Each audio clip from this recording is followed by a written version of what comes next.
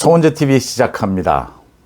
유시민 씨 전 노무현 재단 이사장이었죠. 또 작가로 활동을 하고 있는데 어제부터 이제 유튜브도 다시 시작하고 방송도 다시 시작한다라고 하면서 여러 가지 인터뷰를 하면서 이재명 후보에 대해서 여러 가지 좋은 평가, 좋은 주장들을 내놓고 있습니다. 김어준 씨가 또 있죠. 김어준 씨는 서울시 산하 교통방송에서 여전히 여권의 대표적인 스피커로 활동을 하고 있습니다. 이번 대선 전국에서도 유시민, 김어준의 목소리를 굉장히 많이 들어야 할 것 같다라는 생각입니다. 저는 김어준과 유시민이 누구든 마찬가지입니다만 어떤 유튜브도 할 수 있고 어떤 방송도 할 수 있고 어떤 주장도 할 수 있다고 생각합니다. 어느 후보를 지지해도 괜찮고 어느 후보를 반대해도 괜찮다고 생각합니다. 문제는 사실을 왜곡한다라고 하는 겁니다. 가짜 뉴스를 하고 있다라고 하는 점입니다. 이 점만은 분명하게 해야 한다. 유시민 씨의 경우 어제 나와서 한 방송국 인터뷰에서 이재명 후보에 대해서 상처가 많이 있다, 흠이 있는 것은 아니다 라고 했습니다. 상처는 많은데 흠은 없다. 이게 무슨 말입니까? 이재명 후보가 좋은 환경에서 큰 사람들처럼 도심, 좋은 도로를 달리는, 좋은 차로 좋은 도로를 달리질 못했다. 산길을, 거친 산길, 오프로드를 거친 차를 몰고 달려왔다. 그러다 보니까 돌멩이도 튀고 유리창도 깨지고 그래서 많은 상처를 입었다라고 했습니다. 상처는 입었지만 흠은 아니다. 이게 무슨 말일까요? 상처와 흠이 어떤 차이가 납니까? 네. 상처는 자신이 의도하지 않은데 상처를 입은 겁니다. 흠은 자신이 의도해서 어떤 일을 해서 그게 이제 지탄을 받을 수밖에 없는, 그래서 흠이죠. 자신이 의도했느냐, 의도하지 않았느냐. 이 법률적인 용어로는 고의성이라는 문제죠. 이재명이 거듭 이야기합니다. 어려운 가정 환경에서 태어났다. 비천한 가정에서 태어났다. 알겠습니다. 어린 시절 어려웠다라는 건 알겠습니다. 문제는 태어나길 비천한 가정에서 태어난 것이 아니고 그 이후에 행동이 비천했다라고 하는 겁니다. 가난 때문에 받은 상처가 아니고 자신이 의도해서 생긴 흠이다라고 하는 점입니다. 입에 담을 수 없는 흉악한 살인을 한 자신의 조카, 변호하면서 심신미약이라고 했습니다. 형을 줄이고자 직접적으로 의도를 갖고 노력한 것입니다. 이것뿐만이 아니지 않습니까? 흉악한 살인범, 도대체 농약을 들고 가서 가족이 보는 앞에서 그 농약을 먹으라, 그러지 않으니까 칼로 수십 번을 찌르는, 입에 담을 수 없는 이런 흉악 살인범을 자신의 조카 아니고도 또 변호를 합니다. 심신미약이라고. 이게 의도된 흠이지, 이게 어떻게 어쩔 수 없이 생겨난 상처입니까? 이게 어떻게 해서 비천한 가정에서 태어났기 때문에 이런 행동을 한 겁니까? 자신이 자신의 의지를 갖고 성인이 돼서 변호사가 돼서 비천하게 행동한 것 아닙니까? 자신의 의도를 갖고. 형수 쌍욕이, 유시민은 이야기합니다. 가족들끼리의 그 다툼 속에서 어쩔 수 없이 생겨난 상처다라고 이야기합니다. 형수 쌍욕이 어떻게 해서 상처입니까? 자신이 고의적으로 입에 담을 수 없는, 일반인은 평생 가도 한번 들어볼까 말까 한 번도 입에 담을 수 없는 그런 욕을 굉장히 오랜 시간 동안 그런 욕을 계속하는, 자신의 인격이 그렇게 바닥이니까 그런 쌍욕을 내뱉은 것 아닙니까?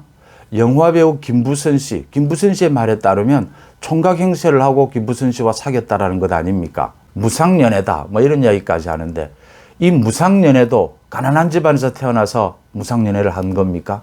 비천한 집안에서 태어나서 무상연애를 한 겁니까? 이것도 상처입니까? 어쩔 수 없이 생긴 상처입니까? 아니죠. 의도해서 생겨난 흠이죠. 조국에 대해서 어제 유시민은 또 이렇게 이야기를 했습니다.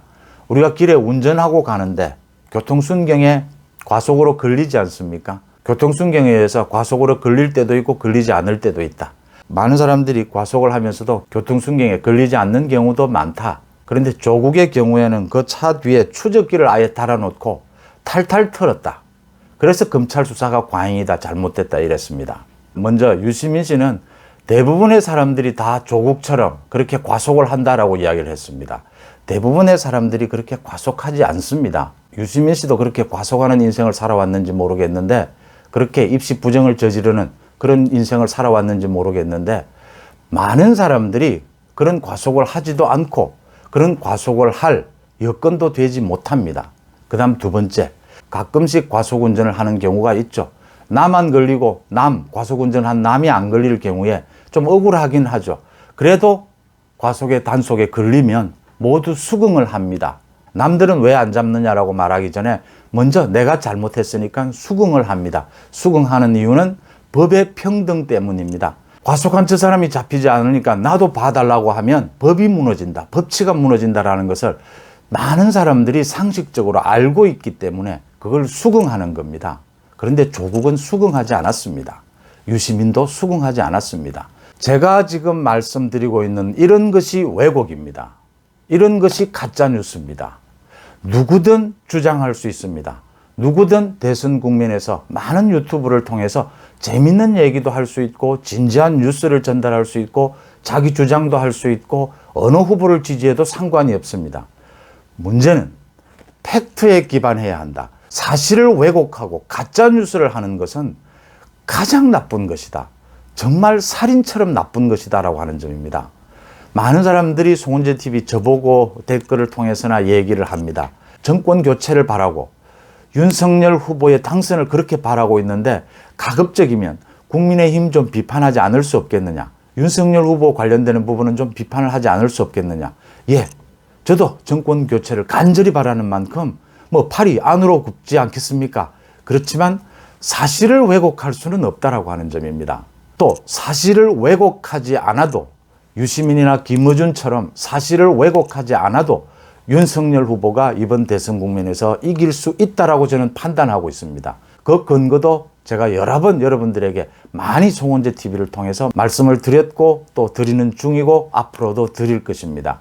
저는 윤석열 후보에 대해서 사실 그대로를 이야기해도 이번 대선 국면에서 이재명 후보를 이길 수 있다라고 생각합니다. 많은 청년층들이 유동층이라고 합니다.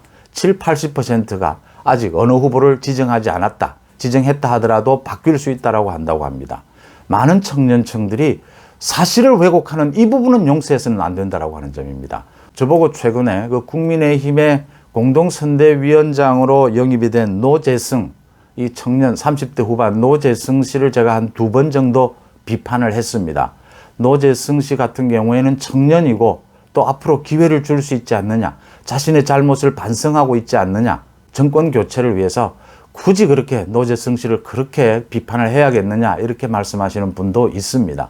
저도 그런 부분을 깊이 생각해서 판단을 합니다. 지난 서울시장 보궐선거 때 많은 얘기를 들었습니다. 그 현장 유세에서 청년들이 나와서 굉장히 말도 잘했고 호소력도 있었고 많은 인기를 끌었다. 그래서 선거 분위기를 완전히 바꿨다. 그런 이야기를 제가 국민의힘 관계자들로부터 현장을 제가 가보지는 못했지만 많이 이야기를 듣고 야, 그 부분을 대선에서 꼭 활용해야 된다. 저도 그 말을 많이 했습니다. 제가 말씀을 드리는 것은 제가 노재승 씨에 대한 비판의 강도를 줄일 수도 있습니다. 그런데 저는 안 된다. 사퇴해야 된다라고 했고 또 어제 자진 사퇴를 했습니다. 제가 그렇게 한 이유는 다른 자리도 아니고 공동선대위원장이기 때문입니다. 공동선대위원장은 윤석열 후보가 자신을 대신해서 국민 앞에 내세워 놓은 얼굴입니다. 이 얼굴로는 노재승 씨는 좀 부족하다라고 하는 점입니다. 지금의 여권의 공격, 언론의 비판은 이겨낼 수 있다고 하더라도 앞으로 또 같은 실수가 되풀이해야 될 가능성이 매우 높다라고 하는 점입니다. 그 비판의 방향이 문제라는 것이 아니랐고 그 비판의 수준을 말씀을 드리는 것입니다. 이재명과 윤석열의 대결, 이게 사실은 뭐 정책도 중요하고 비전도 중요하죠. 그런데 정책과 비전 이전에 지금 자질의 문제가 윤석열과 이재명을 비교할 수 있느냐라는 겁니다. 저는 그 부분을 언제나 말씀을 드리는데, 그러니까 이재명이 대한민국이라고 하는 대선 후보로 어떤 공당의 후보로 나설 수 있느냐라고 하는 부분입니다. 기본 자질이 안 된다, 기본 커트라인이 안 된다라고 하는 부분입니다. 이건 용서할 수가 없다라고 하는 부분입니다.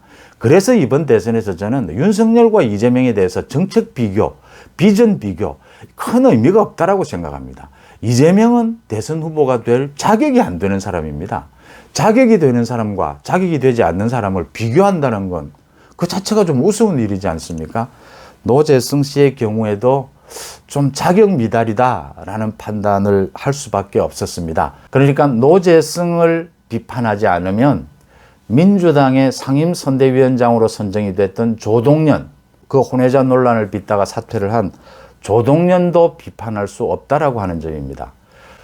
사실, 팩트, 왜곡해서는 안 된다. 사실과 팩트를 왜곡하지 않고서도 윤석열 후보는 이재명 후보를 이길 수 있고 정권 교체를 달성할 수 있다라는 게 제 판단입니다. 여러분들은 어떻게 보십니까? 송은재TV 마칩니다. 고맙습니다.